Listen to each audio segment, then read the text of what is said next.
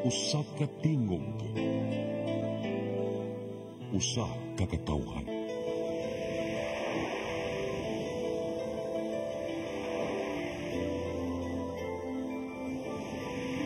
Cebu Catholic Television Network.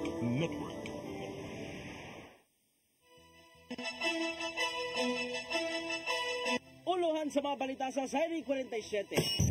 32 gikan sa 81 ka mga classrooms sa Bangkal Elementary School temporaryo nang nabalikan og kuryente. Honor students ug mga top-notchers katagabadian gitingong matagan og insentibo. Pagkor dili na mudawat og aplikante aron makapadagan og pogo sa nasod. Hepe sa Argao Police Station nakadawat og hulga sa kinabuhi. Sugbo, Kabisayan ug Mindanao, Pilipinas ug katawhan kutos maabot atong Sibya sa tibuok kalibutan mayong hapon. Live kita karon sa CCTN Channel 47 ug kini ang tulumanon sa nag-unang kasayuran nga angay natong masayran. Ako si Dennis Tabar. Tulumanon sa patas ng mga balita ug opinyon. Ako si Danica Cabales. Kini ang Seri 47.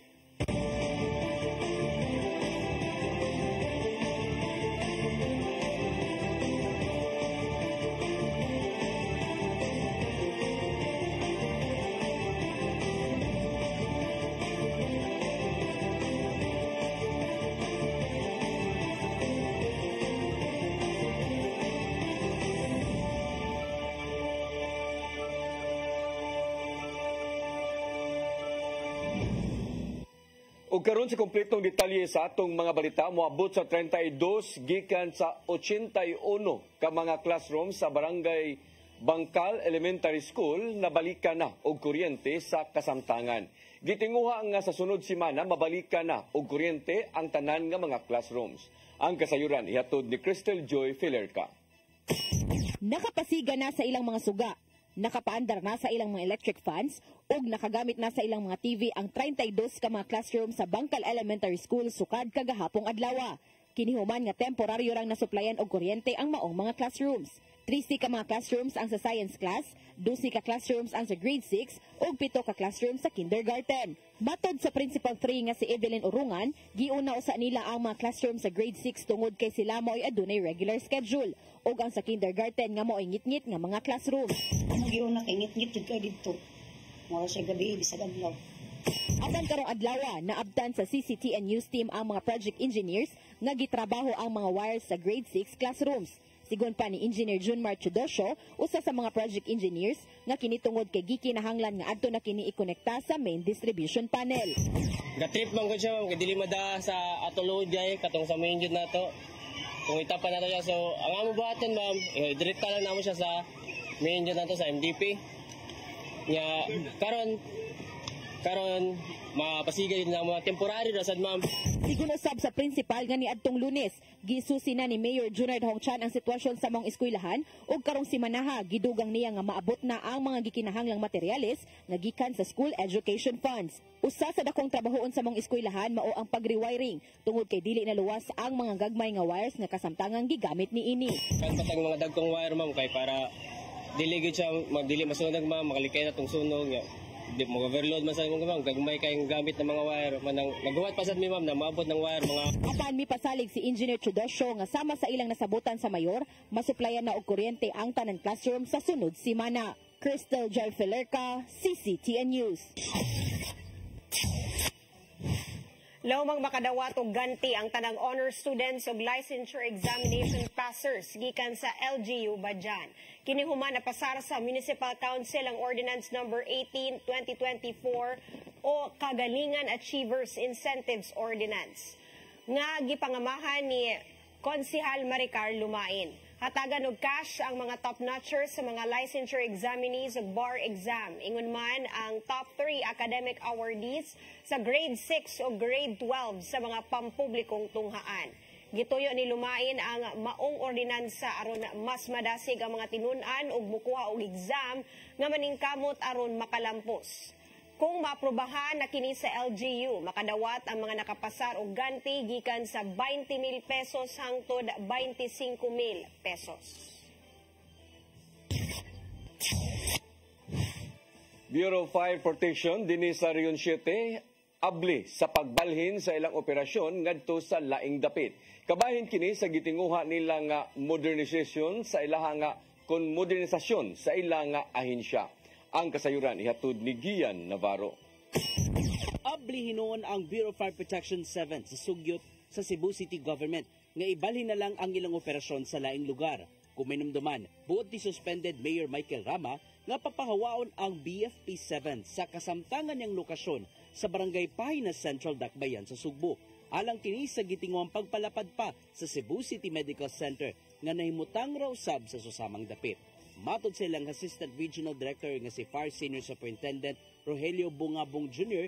nga dili sila babag sa unsamang plano sa city government. Gani ipahaom lang sa gitinguhang modernisasyon ang ilang buhatan diin may mutang na sila pohon sa bag-ong lokasyon. Usa sa maglantaw nga bag-ong lugar nga kabalhinan mao ang South Road Property. Hindi sa ang coordination sa city, sa Bureau of Protection, nagagaan yung ayun na. Dito lang ako protocol na moderno sa regional office. Usab nila nga angyan lang ibilin ang fire station gikan sa kasamtangan nilang lokasyon. Pinasubay kini sa hangyo gikan sa mga opisyal sa Barangay Pahinas Central aron makaresponde kung adunay alarma sa sunog sa ilang lugar. As long as natagaan niyo na doon na iusog para pa-operate para nito yung pa-operate. Hindi mo sila patutunan masama ka sa COA kung magpatugod ka o akong kandidat na facility na ulit laro ang utang. Gilaman nila ang pagtugot gikan sa BFP Central Office aron makabuylo na sa ilahang plano. Gian Navarro, CCTN News. Lauma magpadayon sa labing daling panahon ang bidding alang sa kontraktor nga buot mo patiwas sa katukuran sa Cebu City Medical Center building. Kinihuman gitugutan ni Acting Mayor Raymond Alvin Garcia ang Program of Works and Estimates sa proyekto. Gitahasan ni Garcia ang Department of Engineering and Public Works nga iandam ang maong pagbana-bana alang sa buhatong bidding. Gihangyo sa kasamtangang mayor ang konseho sa syudad nga mutabang aron mapadali ang pagproseso sa maong proyekto. Ilabi na nga kinahanglang mahuman ang napo kaandanan niyang building sulod sa gitakdang panahon. Kagamanan sa lungsod sa Balamban, may pahinumdom sa mga residente nga likayan una ang paghatag og kwarta ngadto sa mga makililimos. Tungod kini sa kasamtangang lagda nga gipatuman sa gobyerno. Ang kasayuran ihatod ni Crystal Joy Filerca.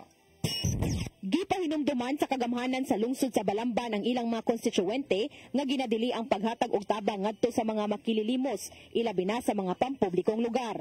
Tungod kini sa pagpatuman sa anti-mendicancy nga lagda ubos sa Presidential Decree No. 1563. Maong gihingusgan kini sa Local Council for the Protection of Children pinaagi sa ilang anti-mendicancy campaign. Miabag usab ang Municipal Social Welfare and Development Office aron ipasabot nganong dili gyud ipatuman ang pagpakilimos ug paghatag og limos. Suma pa ni Mayor A. Stephen Binghay nga mga nadra ang mga makililimos sa maong binuhatan kung dili man kini istiktohon.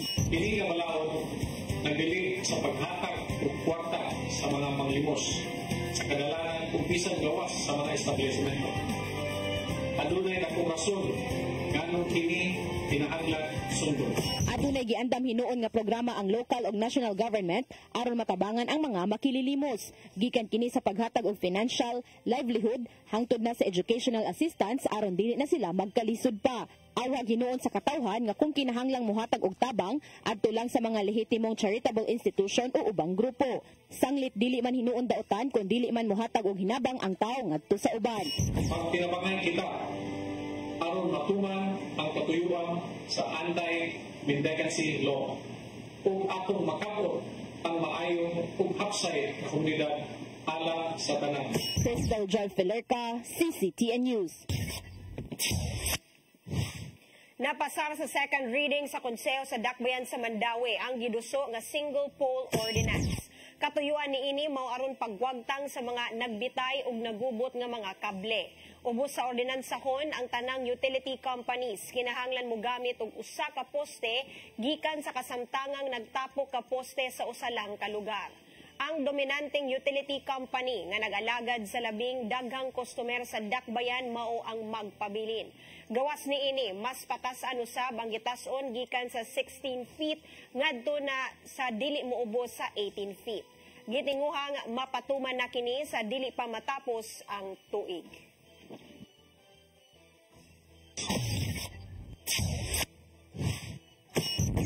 Musunod, PAGCOR dili na mudawat og aplikante aron makapadagan og pogo sa nasod.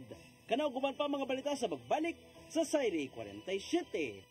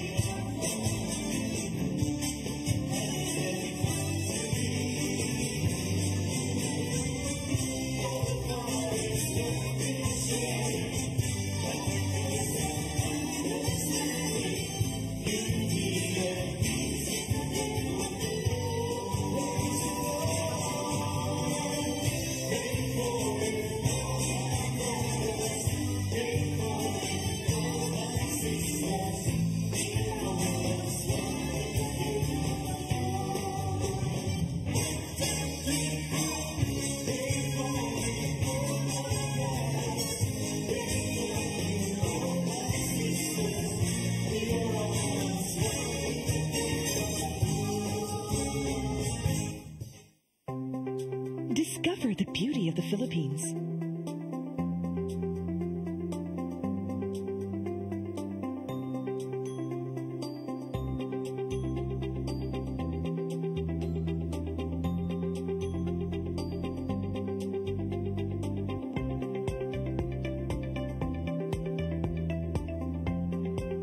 With Philippine Airlines, the country's flag carrier.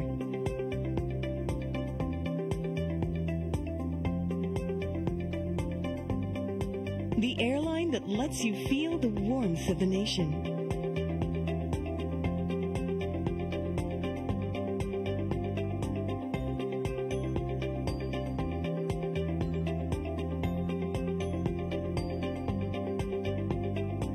Mabuhay.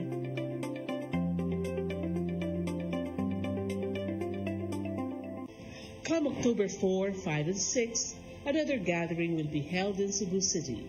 The first National Charis Conference, which is open to all charismatic communities, realities, and expressions. Hosted by the Brotherhood of Christian Businessmen and Professionals, the event will have interesting workshops and topics to help us grow in our various charismatic gifts and charisms. Watch out for more details about this event from our host BCBP in the coming days. Meantime, let's be ready to join these gatherings and pray for the outpouring of the current of grace in the Philippines.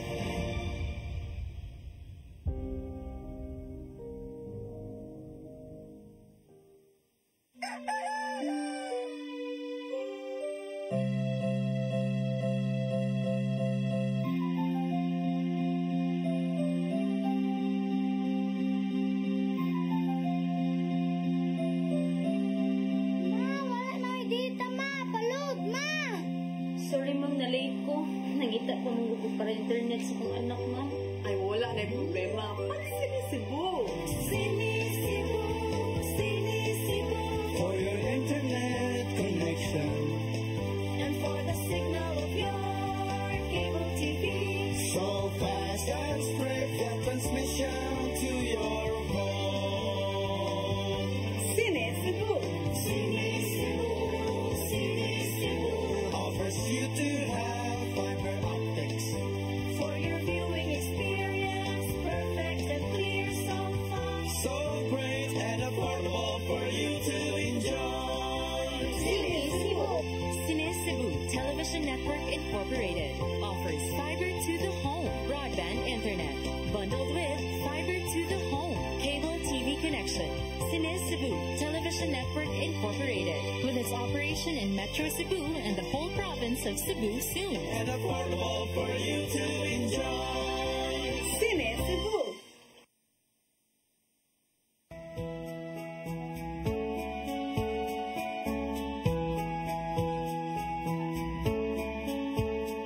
You're giving your all in His glory, touching each heart and soul by spreading His words and wonderful deeds that send forth His kingdom. It's love that you feel, that you care for all who have gone astray. You show them the way that leads to His full of life. It's life, true love, faith in action.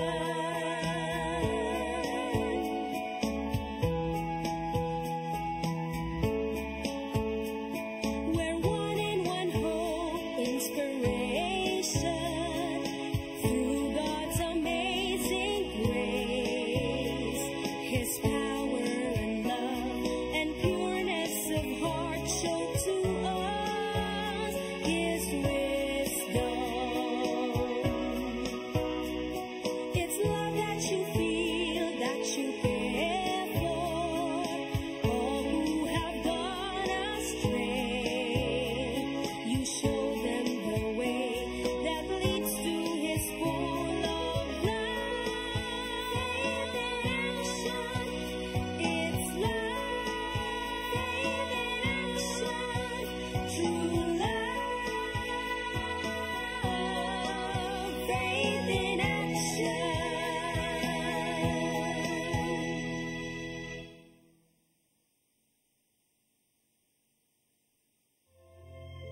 Ang kinabuhi, puno sa hagit. Sumpil na ka, Dria! Ay, pag-inarte! Magdita ka!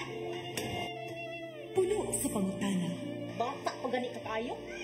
Nagkuyak-kuyak na ka? Kinsa man ang mga sakitin ako din ay karoon ng kinsa!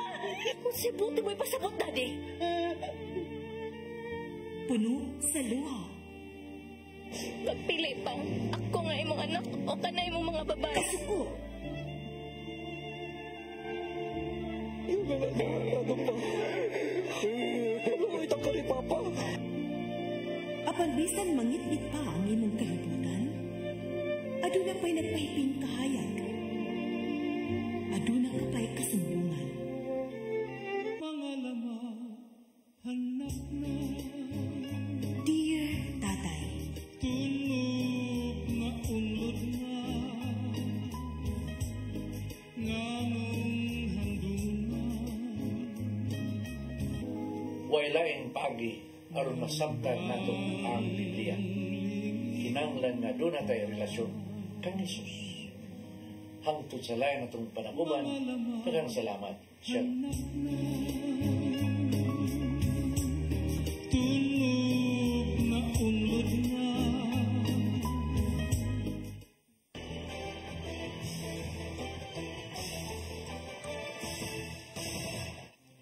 Balik sa atong mga balita, wala na dawatong aplikante aron makapadagan og Philippine Offshore Gaming Operations kon na pugo sud sa dinhi sa nasod sugod karong adlaw.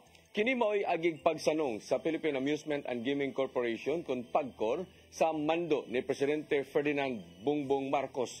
Suma pa ni PAGCOR Chairman Alejandro Tingco nga magsabot sila ang PAGCOR og mga pugo companies sa sunod semana.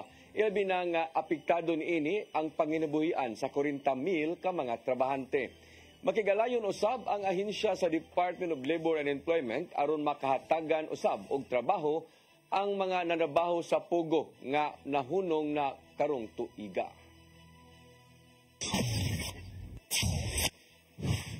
Pagpasaka sa multa sa traffic violation sa syudad sa Mandawi, gipatuman na.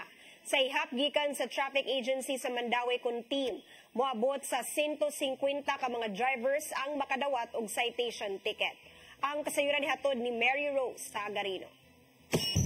Gilauman nga magmatmo na ang mga driver nga moagi sa kadalanan sa syudad sa Mandawi, human na patuma na ang pagpaumento sa multa sa traffic violation sugod kagahapon. Gikan sa 500 ngadto sa 1,000 ka pesos nga multa, niabot na karon sa 1,000 ngadto sa 5,000 pesos ang penalty sa traffic violation sa syudad sa Mandawi. Ang pinakataas nga multa mao ang speed away nga niabot na sa 5,000 pesos gikan sa kaniadto nga 1,000 ka pesos. Giingon nga ang pagpadagan human gi-flag down nagpakita nga walay respeto ang driver sa traffic enforcer. Gawas sa bag-ong violation, matod ni Hil Rituya ang Assistant Department Head sa Traffic Enforcement Agency of Mandawi kun team nga ang mga nangaging kalapasan nga nahimo subject usab sa aumento subay sa nalatid sa repealing clause sa ordinansa. Ang ordinansa nga nagpahamtang sa aumento sa multa na pasar ni adtong Mayo. I welcome kanang mga challenges mga sa legality sa kuan kay wa man ta nag-impose dire wa man ta nagkuan og kanang traffic laws nga walay balaod, walay legal basis. So I welcome anything na mo complain basta about lang legality, validity sa atong ordinances. Ang syudad nagtumong sa pagsilsil og disiplina sa mga driver og madasig sa pagsunod sa lagda sa trapiko. Sa dato sa team, moabot sa 150 ka mga driver ang maisyuhan og citation ticket matag adlaw. So mo na nga kinahanglan jud patasan kay mao lang tingay gini pinaka best deterrent para mahunong ning ilahang mga or mga ma-mitigate ang ilahang mga kabuang ba ini sa dalan. Mas magpanagana sakto na mas magpanagana sila labi na inigsulod inigagi nila og Mandawi. Mary Rose Tagarino, CCTN News.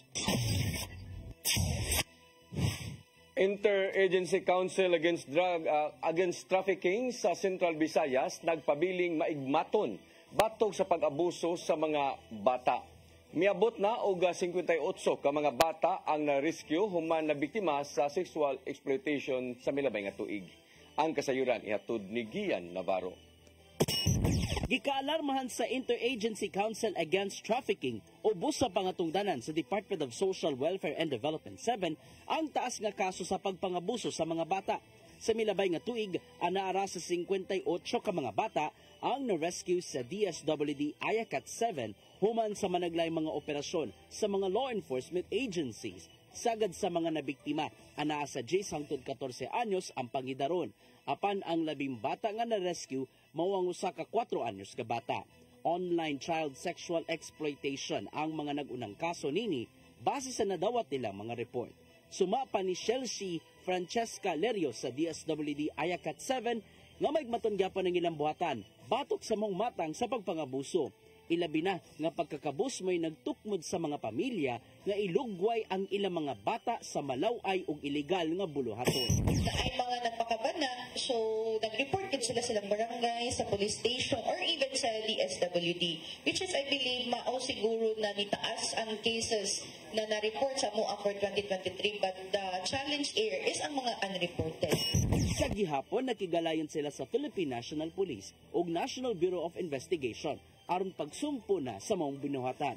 Samtang magpaday ng DSWD Ayakat 7 sa paghimo og information campaign ngadto sa mga hotspot areas nga posibleng adunay child sexual exploitation. Ang ilang buhatan ni abag usab ngadto sa mga na-rescue nga bata human sa malampusong operasyon. gikan kini sa physical, psychological o guban pang matang sa abag nga ilang mahat. We have to remember na maybe ang kaning area is napailain na mga cases. So, mo itong gina-emphasize nato ang reporting system sa atong mga barangays, for example. Tidagan pa kaayo ang mga unreported cases. Gian Navarro, CCTN News. Rider nga migukod sa usa ka van nga nakabangga patay sa usa ka 58 anyos nga lalaki sa miaging semana gipasidunggan sa Traffic Enforcement Unit sa Cebu City Police Office. Tungod lang kini sa bayanihong gihimo niini. Ang kasayuran hatod ni Arnold Bustamante. Gihatagan og pasidungog ang joyrider nga nakakita sa pagkahitan ran patay sa usa ka lalaki nga nagbaktas kini sa kalsada sa Viraman nitong gamiging Biyernes og migukod sa SUV driver nga nakabangga sa biktima. Si Reynel Casas, 35 anyos, gitunulan ng plaque of appreciation ni Police Lieutenant Colonel Miguel Andesa, hepe sa Traffic Enforcement Unit sa Cebu City Police Office. Siyang buhatan uban ni Road Management Authority Assistant Department Head Attorney Ken Francisco Hunggoy. Gawa sa plaque of appreciation, gihatagan na sa ni Casas og gamay nga kaso grocery items aron dunay mauli sa iyang pamilya. Mato ni Andesa nga ang gibuhat ni Casas dako kayo og natabang sa pagsulbad sa mga insidente. Di nadagpan nila ang driver bisan pa man nga wala na mopasaka og kaso ang kabanen ni Procolito Alquisalas nga taga barangay Kandugay, lungsod sa Barili, probinsya sa Sugbo. Unang-una nagpasalamat niyo dako sa ato ang rider, sa joyride rider na si Reynel Casas sa pagtabang sa ato ang investigation sa Traffic Enforcement Unit. Kay kung wala pa ni siya magpakabana, possibly nagtagbaw tag pangita sa CCTV karon nagsubay-subay pa ta. At least iyang gihimo na effort na iya gigi apas katong nakadigis o pedestrian na namatay tao. So at least na i-cooperate po ang involved na party. So that's why na kuanday na to ang kaso lulbad. So daghang kay salamat sa ato ang rider mo nang atong gipalipayan siya bisan sa ginagmay lang na butang sa ako ang level as Chief Traffic Enforcement.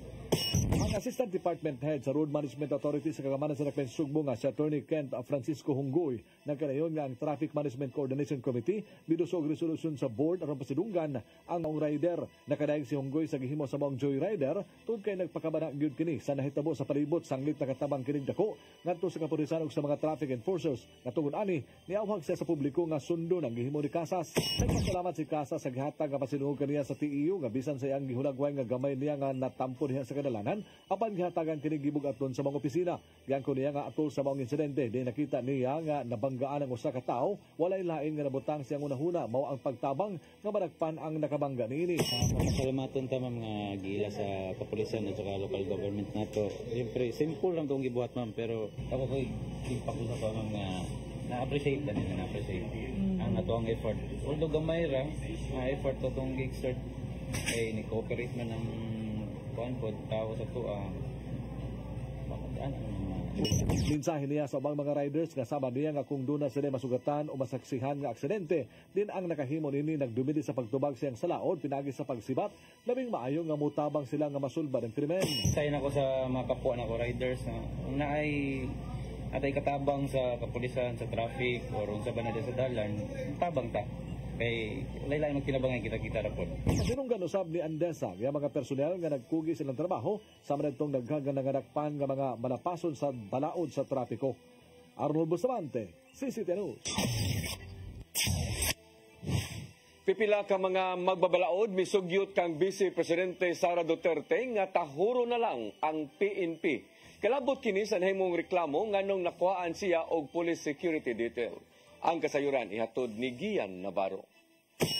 Misugyot ang mga magbabalaod nga tahuro na lang ni Vice President Sara Duterte ang desisyon sa Philippine National Police nga mao ang pagtangtang siyang security detail. Sumapa ni House Senior Deputy Speaker Aurelio Gonzales Jr. nga doon mga higayong ibalhin na lang ang mga police security detail sa ubang mga magbabalaod. Nakita niya nga kinahanglanon man kini og pinasubay na usab sa mga mando sa ilang hepe maong wala na sila'y mabuhat ug ang ubang mga kongresista sa maong lakam. Nasayran nga ang pagbawi na sa mga naghatag og seguridad kang Duterte subay na sa nagkagamay nga ihap sa mga sakop sa kapulisan nga gideploy sa gawas. Dason usab di Manila 3rd District Representative Joel Chua nga dili angayng ipolitika ang maong lakang tungod kay dili man tanang security detail ang nawagtang gikan kang Duterte. Duda niya nga kana mo'y gihimong issue aron dili na sukit-sukiton sa publiko nganong mibiyahe man ang Vice Presidente sa Germany atol na sa pag-igo sa Kusuga Bagyo sa milabang simana. Maong nakita ni Chua nga inay nga magyaw-yaw sama lang sa kabata, tahuro na lang sa Vice Presidente ang desisyon sa PNP. Susama usab ang nimong mensahe ni Attorney Barry Gutierrez ang kanitig pamaba ni former Vice President Leni Robredo. Mong dili ang iyang problemahon pag-ayo ang pagkuha sa security detail kaysa diya milingkod sa katungdanan si Robredo, gamay ra ang iyang police security detail. Gian Navarro, CCTN News.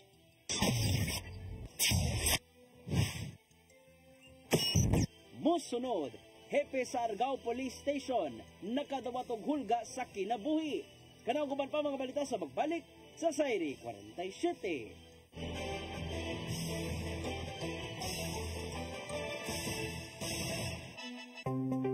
Discover the beauty of the Philippines.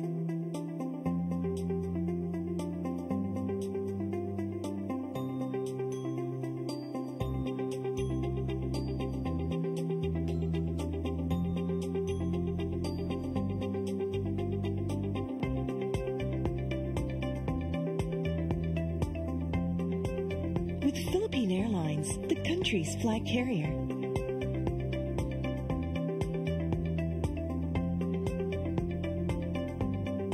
The airline that lets you feel the warmth of the nation.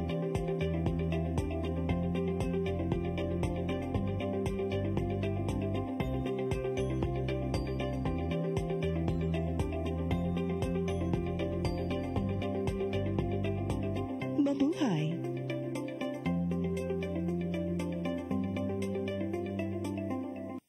Holy Spirit,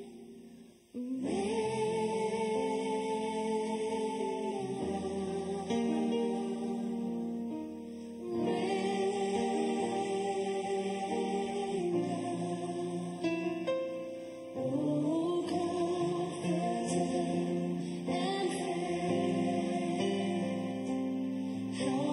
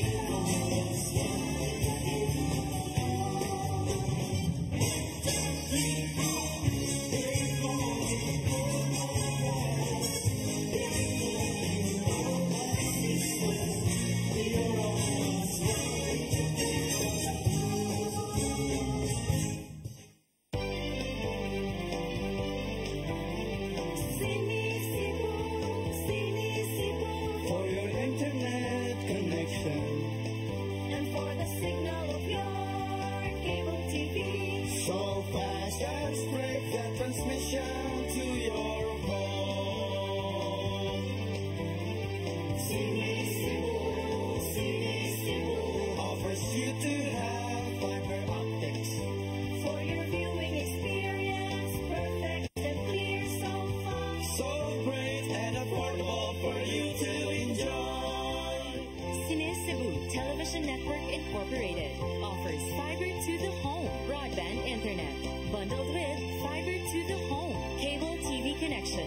Cine Cebu Television Network Incorporated with its operation in Metro Cebu and the whole province of Cebu soon. For your internet connection and for the signal of your cable TV. So fast as break the transmission to your home. Cine Cebu offers you to have fiber optics for your viewing experience. Perfect and clear, so fast, so great and affordable for you to enjoy.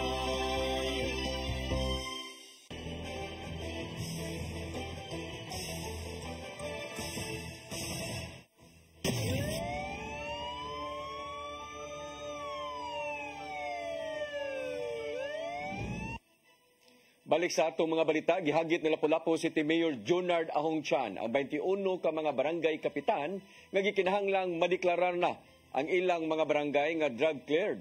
Nasuta sa ilang coordination meeting nga ang Lapu-Lapu mao'y pinakaubos nga drug cleared barangays sa mga highly urbanized cities. Ang kasayuran ihatod ni Crystal Joy Filerca. Walay rason na dili ma-drug cleared ang inyong barangay. It's a challenge to our new elected barangay officials. Gihagit ni Mayor Junard Ahongchan kagahapong adlaw ang mga barangay kapitan sa 21 ka mga barangay nga wala pa ma-drug cleared na kinahanglang malakip na sila sa mga drug cleared barangays. Kinihuman nasuta nga aton sa gipahigayon nga coordination meeting sa City of Lapu-Lapu Office for Substance Abuse Prevention kon CLOSUP kauban ang Philippine Drug Enforcement Agency kon PDEA 7 ug Lapu-Lapu City Police. Ang Lapu-Lapu City gihapon mo ay pinakagamay og nadeklara sa mga highly urbanized cities. Matod sa pangulo sa CLOSUP nga si Gary Lau, nga butang kini nga gikatingaladan sa mayor. Apan gidugang niya nga nasuta usab nilang aduna pay mga requisitos nga wala pa na comply sa mga barangay. Usas nakita nga mga problema is the issuance of death certificate and cannot be located nga mga personalities. Now, one of the requirements sa ato ang pagdeklarar sa usa ka barangay nga drug cleared. Maong ang madeklara nga drug cleared barangay, usa sa mo'y sukdanan sa mayor nga ang mga barangay kapitan nagbuhat sa ilang mga katungdanan.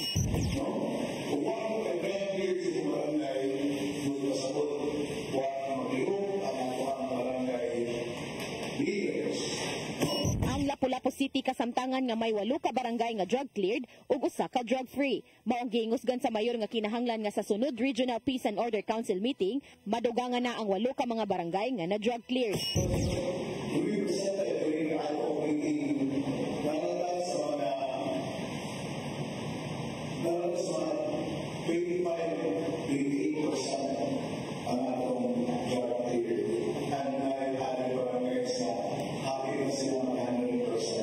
Karong buwan sa Agosto mahitabo ang validation sa unang 3 ka mga barangay nga nakandidato sa drug clearing nga mao ang barangay Kalawisan, Pangan-an ug Kaubyan. Samtang posibleng sa buwan sa Setyembre ang validation sa laing siyam na usab ka mga barangay nga nadugang sa drug clearing candidate nga mao ang barangay Gunob, Agos, Buaya, Bangkal, Ibo, Pahak, Punta Inganyo, Pusok ug Talima. Crystal Joy Filerca, CCTN News. Nakadawat og hulga sa kinabuhi ang hepe sa Argao Police Station nga si Police Major Janos Giangan. Kinitungod sa iyang pagluto sa grupo sa mga tulisan nga gipangulukan ni Ruel Gomez. Matod ni Giangan nga nakadawat siyag mensahe siyang Facebook nga maayo lang siya sa istorya ug wala sa buhat. Apagiklaro ni Giangan nga wala siya makadlok niini ug magpadayon ng manhunt operation sa grupo ni Gomez. Pito ka mga warrant of arrest ang giatubang ni Gomez nga giluwatan sa korte nga naglangkob sa tulo ka murder, robbery with intimidation, illegal possession of firearms, attempted murder ug illegal discharge of firearm.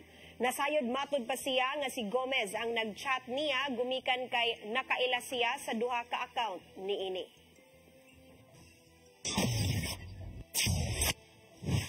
Moabot sa 55 ka mga parisan ang gikasal sa mass wedding nga gipahigayon sa syudad sa Mandawi. Mga kalihukan subay kini sa pagsaulog sa ika-55 nga charter anniversary sa Mandawi karong Agosto 30. Ang kasayuran ihatod ni Mary Rose Sagarino. Malipayon ang 55 kaparisan nga nahimo ng legal ang ilang panagpuyo. Dungan silang nanumpa sa kaminyuon ato sa gipahigayong mass wedding sa kagamahanan sa syudad sa Mandawi kaganinang buntag. Usa sa mga gikasal mao sila si Mohamed Suuma taga Guinea sa West Africa ug Maria May Busca sa barangay Basak, Mandawi. Sila nagkaila sa trabaho isip call center agent ug nagpuyo moabot na sa usa ka tuig. Nagplano na gyud silang magpakasal karong tuiga hinungdan nga malipayon sila nga usa sa benepisaryo sa mass wedding. I'm so happy for this marriage.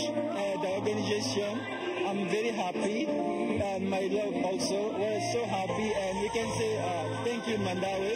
Thank you to the mayor. Thank you to everyone to support us. So that's what I can say. Marami nag-expect na libre na dahil tanan if nga ni-appeal nga ni nga mass wedding ba. So, thankful kayo. Sa Mandawi City Cultural and Sports Complex, gipahigayon ang mass wedding nga gi-officiate ni Mayor Jonas Cortez. As you embark on this new chapter of your lives, may you find strength in each other and face the future with hope and determination. Gitambungan usab kini sa pipila ka mga konsihal. Matag magtiayon gihatagan usab og tag 5 ka kilong bugas sa wedding cake, wine, souvenir gift ug uban pa. Ang kalihukan subay sa pagsaulog sa ika-55 nga charter anniversary sa Mandawi karong Agosto 30. Mary Rose Sagarino, CCTN News. Mao kadtong naglangkob sa atong mga balita sa Sayre 47. Ako si Dennis Tabar. Ako si Danica Caballes. Sangtod ugma sa inyong paboritong tulumanon. Sayre 47.